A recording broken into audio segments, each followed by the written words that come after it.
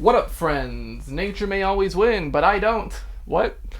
Anyway, today we're going to be reviewing Maxïmo Park's latest album, Nature Always Wins. This is the newest project by the post-punk revival act indie rock extraordinaires Maxïmo Park, following their last album Risk to Exist from 2017. This also follows keyboardist Lucas Wooler's departure from the band back in 2018 as well. Maxïmo Park's had a pretty varied career over the years, from post-punky origins to elegant pop rock and electronic compositions later down the line. Lead singer Paul Smith's vocals and very honest lyrics are a constant though, and this largely remains true on this album as well. I do think the record is fairly solid, although in my opinion it kind of pales in comparison to the variety of albums like National Health, Too Much Information, even Quick in the Heart. Returning to the roots in the vein of the Our Earthly Pleasures and a certain trigger sound will definitely please some, but honestly to me it left me feeling a little bored in certain respects.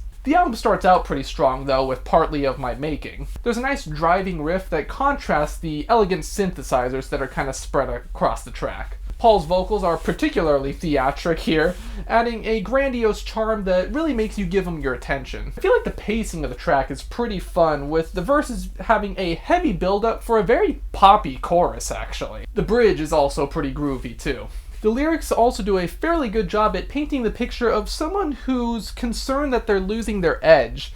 How the society and personal decisions are leading them down a questionable path. Now, another one that I wanted to talk about, Placeholder. This one is, in a way, kind of an example of why I think the album isn't as strong as it could have been. It really feels like Maxïmo Park business as usual, if that makes sense. It doesn't have much uniqueness to it, even among the other songs on the record. The riffs are pretty standard post-punk, especially during the chorus, and it doesn't really show the growth that they've had since A Certain Trigger. In fact, it almost sounds like it came directly from that album. It's not one of my favorites. I feel the same way about tracks like Ardor that comes later in the record. It's just, I wanted to see something a bit more unique. All of Me, however, I think does a pretty good job in capturing that original post-punky sound, while also giving it a sort of new and modern cleanup.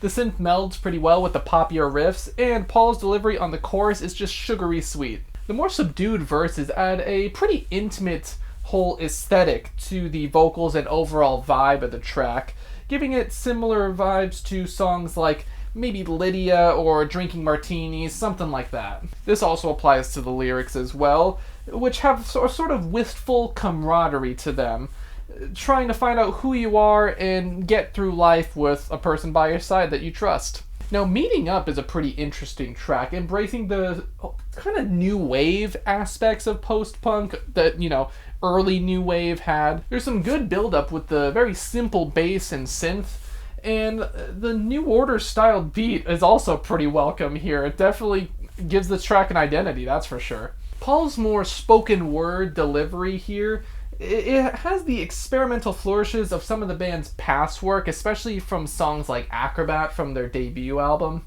I also really like how it never gets super bombastic. It instead favors a sort of tamed rise in energy as the track progresses.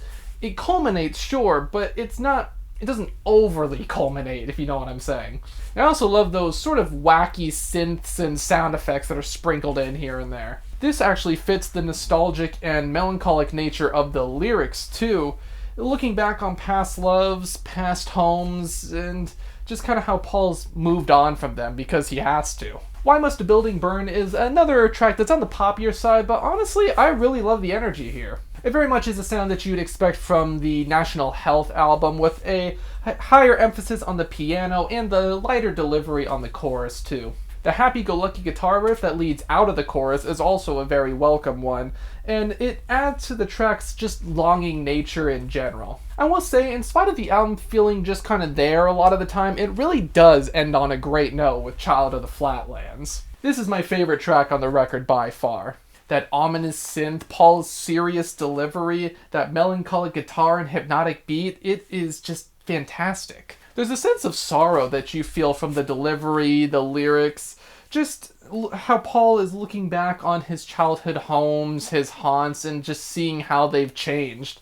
Whether that's due to human activity or nature reclaiming them, as the title of the album suggests. That closing riff, along with the smooth bass line, kind of feel like us confronting the past, but being forced to move on, even though you have the urge and just make life simple like it used to be. Now, personally, this album was very hard for me to rate.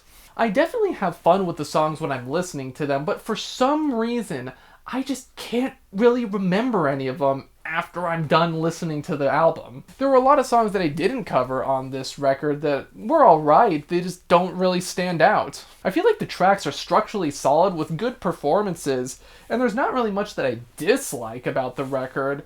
There's just nothing much that's actually very memorable about it either, unfortunately. So for all of those reasons, I'm feeling a strong 6 on Maxïmo Park's Nature Always Wins. It's just one of those ones where, like, it's good, but it's just not really doing anything special.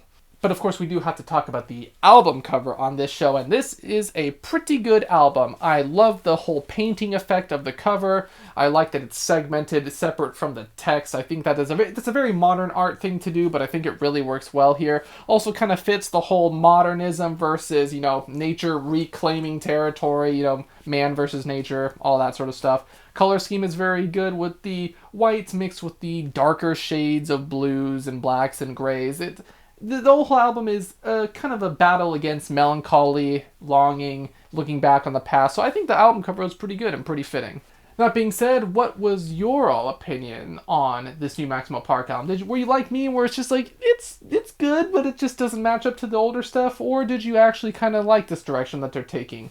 Let me know. Be sure to like, comment, subscribe, ring the bells, whom the bell tolls. It's for me, baby. What the fuck am I talking about? But until the next one, farewell.